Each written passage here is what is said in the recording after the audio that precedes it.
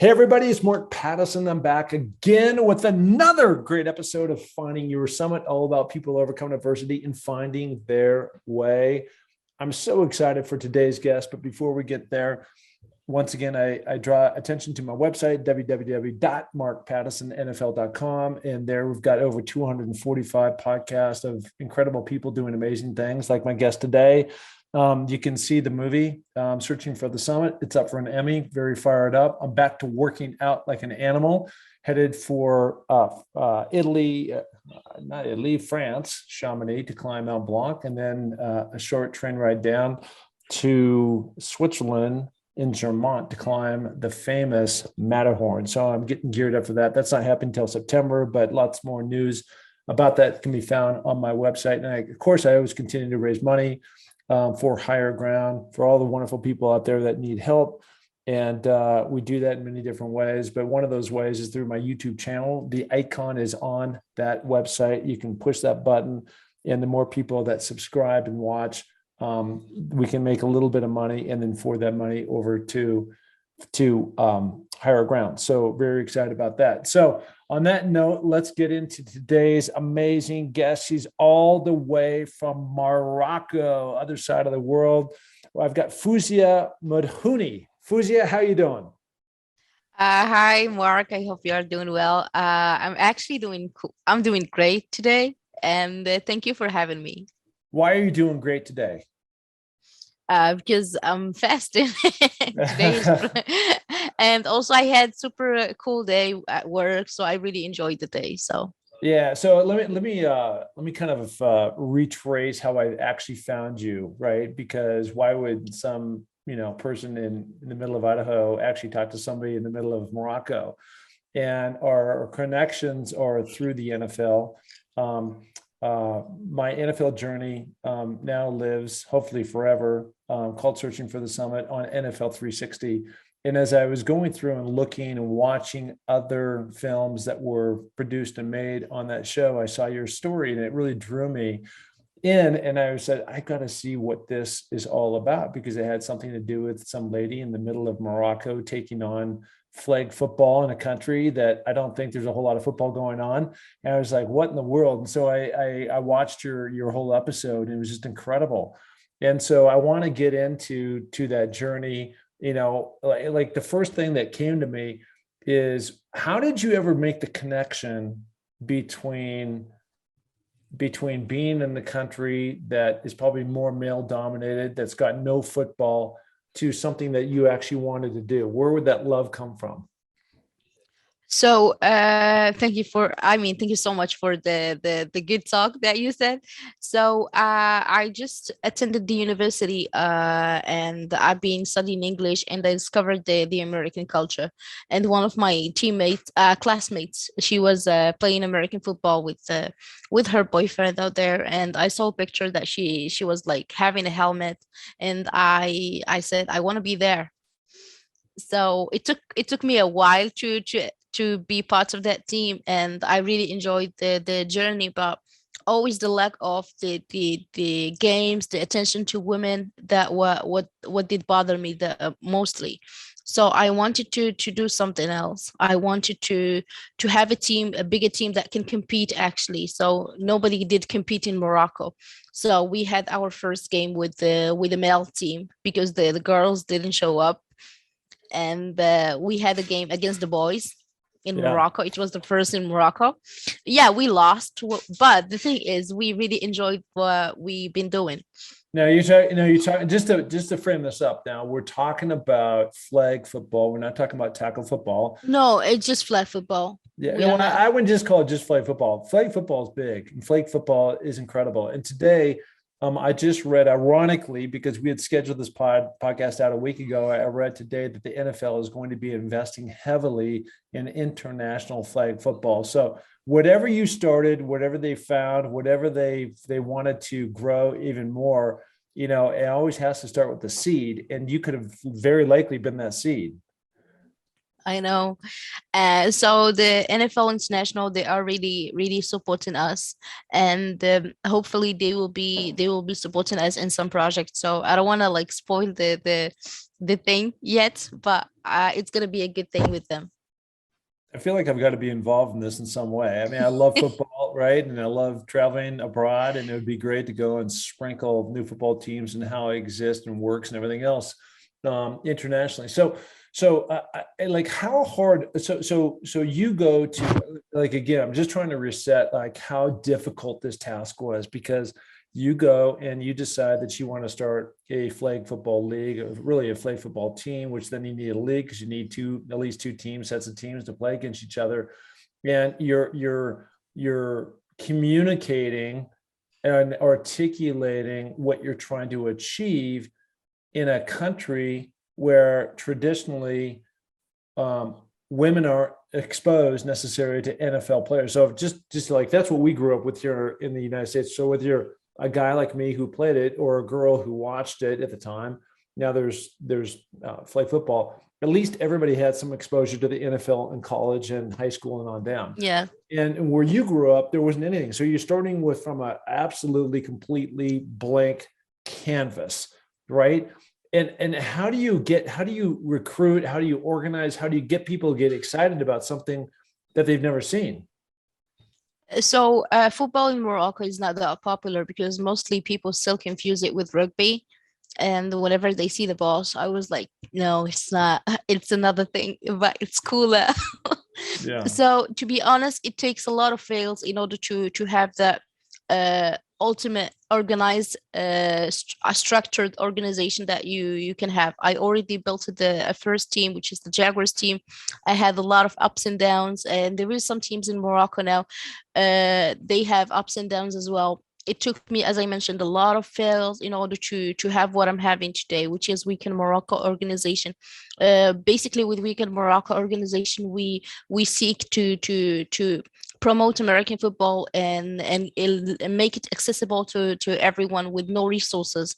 It's not only for people who can play, because I am the person who couldn't access the game because I was as I can say, I didn't come from the middle class, but I mean, below the middle class, and Mhm. I only can afford the necessary things, which is school, and that's it. Sports, yeah, I struggled in order to pay my. I played a lot of sports before, but I really struggled. I worked part-time jobs in order to sponsor me, and now I'm trying to sponsor those kids because we have like partners who believes in our vision, and we are trying to do it correctly. And our main goal now is to make those kids participate in the world games, maybe when it's possible. Maybe some of them gonna have scholarships, some of them gonna make it to the NFL. We can never know what. And concerning the organization, I have some people that I really trust, and they believe in the vision, and we work so hard when it comes to the organization. We have like four people. We are four people in the organization, but we do what a lot couldn't do. So we only need that minority that can believe in the vision and work hard, and nobody can stop us. Yeah, no, it sounds like it. And in this league, how many actual teams do you have?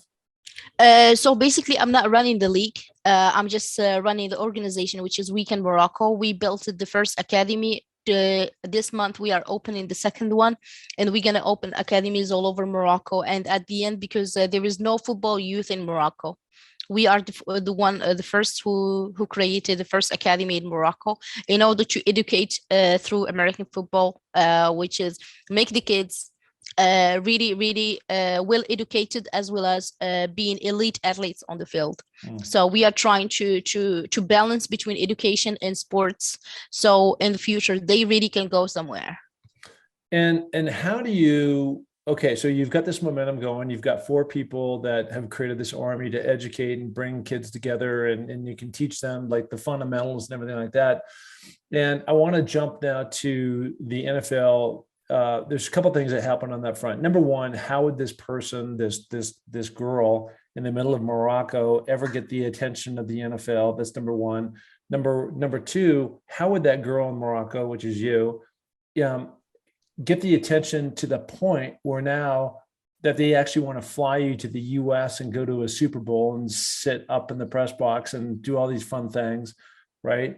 And then finally, how did you ever get the attention? Like, who is paying, like, how did you get found to have this film, created? Like, when the NFL did a film on me, right? I mean, I had played in the NFL, right? And I was visible on social media. And so they kind of knew who I was, and they did some things on me in the past. And so it wasn't nearly as big a leap as it was for somebody like you. And so I'm just wondering, like, how did they make that connection with you that facilitated all these other great things that you've been able to do? Okay, so it was a long journey. So I was nominated by the U.S. Embassy here in Morocco to be one of the people who can represent Morocco in a program, which is Global Sports Mentoring Program. And my mentors actually were from Gatorade. In Gatorade, they were mentoring me the whole 3 months, and during that 3 months, they did their best in order to link me with the NFL. So during that program, I mean, introduced to the NFL. And it was like this. Oh, they trying to help my organization. They trying to help American football in Morocco. I never thought that it's gonna be me going out there and attending the Super Bowl. And we talked a lot, and they've been really looking on a way how to help me, how to help my organization, and how to grow football in Africa. So I've been introduced from the NFL. I've been introduced to Alex. Alex introduced me to another guy in that circle. So Mm. until I've been introduced to Henry from NFL International, and Henry was asked me what's do you know the Super Bowl? I was like, yeah, it's one of my dreams to be there Yeah. so I said one day. I didn't know that it's gonna be this soon. So he was okay, and then he reached out to me and he was like, what do you think about coming to the Super Bowl? So I freaked out because I never because I never thought it's gonna be this. It's possible. So I freaked out, and they were like, we're gonna do a film on you. If that's okay, we're gonna start filming from Morocco, and then the rest is gonna be filmed in LA. So I never been like in this stress in my life, because I never thought that this gonna be possible. So I was like checking my emails in order to confirm that that's really happening. And the borders were closed in Morocco, and the NFL sent me a letter so I can send it to my U.S. embassy here in Morocco for the visa process. And the U.S. embassy here, they were like really hyped about the idea, because you know where you are going. You are going to the Super Bowl. It's a big event, so I Wow. just knew what's the event about. Till everybody was freaking out, because everybody was like, yo, this is a dream to every American. Imagine that you are an African person and you are going to the Super Bowl. Incredible. So so it was a dream, to be honest, and I really enjoyed every moment of it, and I'm very thankful to the people who supported me during the journey, and the one who didn't as well, because I'm not gonna be here without them. Yeah, no, that's wonderful. It's just great that when you start off really with a passion project, and that passion becomes a reality, and then the reality becomes something more that you could have never dreamed. Number one, again, you being invited to be a guest at the NFL to the Super Bowl this last year in LA. Incredible. I was out there as well. Too bad we didn't meet. Yeah. And then number two is then them turning around saying, you know what, your story is incredible. And it's so incredible that we want to do a movie, a film on you, your journey, where you've been, what you've been through, how hard it is to have lifted that rock up to get to where you were. And something that happened along the path for you, and something that nobody would ever wish on anybody, is you have this vision, you have this idea, you launch this thing, everything is going along just great, and now you get breast cancer a couple of years ago, and now that's something that you got to like put life on hold. and like, okay, I got to figure out how I get through this and get over it and get beyond it so that I can go on and continue to live this dream. What was that like when you first heard that news? I mean, it was a shock, to be honest, because my dream then, because my whole perspective to football during that period, I mean, the whole perspective of football changed when I got sick. So I was trying to play a semi-pro in a semi-pro league in the state. Actually, I signed with the Philadelphia Phantoms, and I Mm. was about to go. Then I heard the news that I was sick. So, it's kind of your dreams has been crushed, and also I am the provider for my family. So I've been really shocked. I was thinking about them more than thinking about myself, and I know that they're gonna be in trouble. But the thing is, uh during that sickness, I've been really really couldn't go out. I was just home, so I've been trying to see football from another perspective. Yeah, I cannot play football, but I can do something with it. So Mm. then I choose to coach football and also to be an entrepreneur with football. So I became a social entrepreneur thanks to the US Embassy here in Morocco and all the organization that believed in my vision. And I'm start advocating for girls in order to educate through American football as well as the youth in my community. And I guess it's I mean anything happens for a reason, as I can say now. I'm living my best life as I can. I'm not sure if I will be that great if I just play football now. I know I will never play professional football, but I can do a lot with football. Yeah, well, look, maybe this is one of the reasons why you were able to get through this tough period of time in your life 2 years ago, and I know you still continue to take, preventative drugs and whatnot to keep that at bay. But at the end of the day, there's I'm sure there's a component in there that even as you're going through this tough period during your life, you had something to look forward to. You had that reason to get out of bed. You had that will. You had that purpose. You had that why. And because you had those different things that were out there, it really gave you something to look forward to. It wasn't the end of life. It was just a bump in the road that you needed to get through, and you did.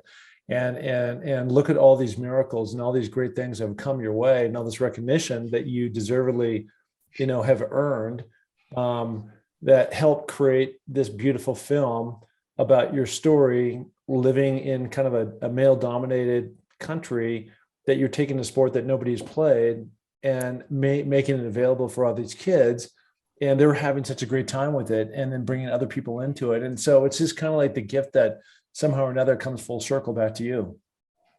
I know. So basically, the impact that I'm doing, it's returning to me, to be honest, because I really enjoy seeing those kids having the best time in their life, as well as believing in themselves, and also having like big dreams. And I'm pretty sure they're gonna achieve them. So that's why I have trust in them, and I have trust in my project, and I know it's gonna go places. Yeah, so let's talk about going places. So for you, you've achieved so much in such a short period of time, relatively speaking, to, again, awareness of the game and what you're trying to do. As we sit here today and going forward, what are your goals? So my goals, to be honest, the short term goals is to make academies all over Morocco and make it accessible to everyone.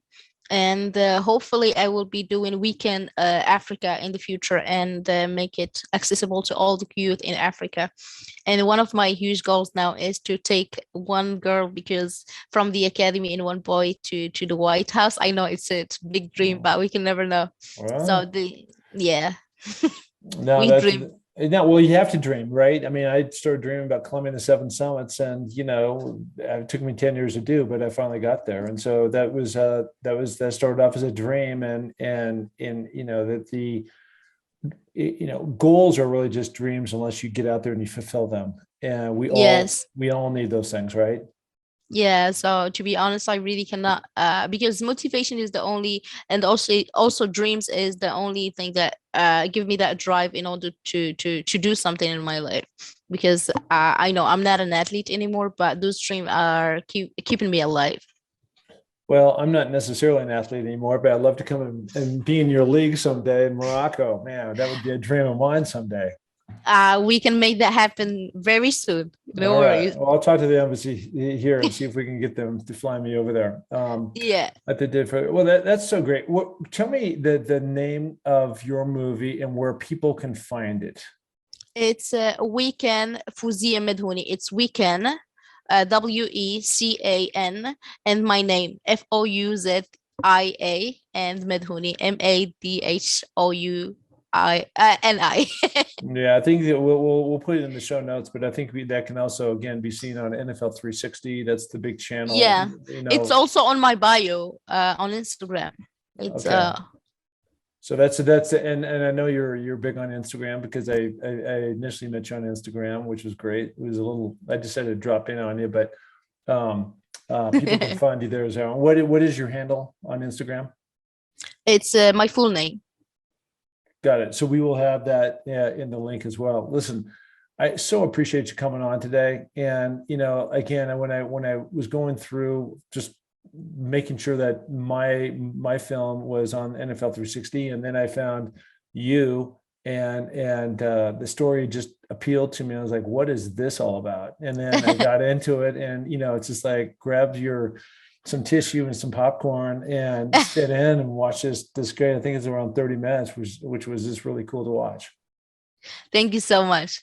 To be honest, I'm sorry for that. So it just a dream coming true, and I'm so happy to share our story with the people, and also with the youth here, because they know that somebody came from nothing and now achieving something, so they can believe in their dreams too. And without dreams, you can never live. I mean, a good life. This is what I can believe in. You're right. You're right. You're right. I've had many dreams. I've actually had some of these dreams, but it always comes with a lot of hard work, right? And I know. nothing is easy, but that's what also makes it so much more fulfilling when you actually get to the top of the mountain and you can put your hand up and say, I did it. And then you got to start resetting yourself for what is your next big dream? What's your next big goal? That's the whole key. I mean, that's amazing, and you achieved a lot yourself, and it's just such a pleasure to meet you in person. I mean, yeah, virtually, but hopefully we can meet in person soon. Morocco it is. I'm going to ride in on a camel and I will see you. Okay. And so basically, yeah, there is camels and there is everything in Morocco. I love that. Love that. Okay. There she is. The one, the only Fouzia Madhouni. Thank you so much for coming on. Thank you so much. Take care of yourself.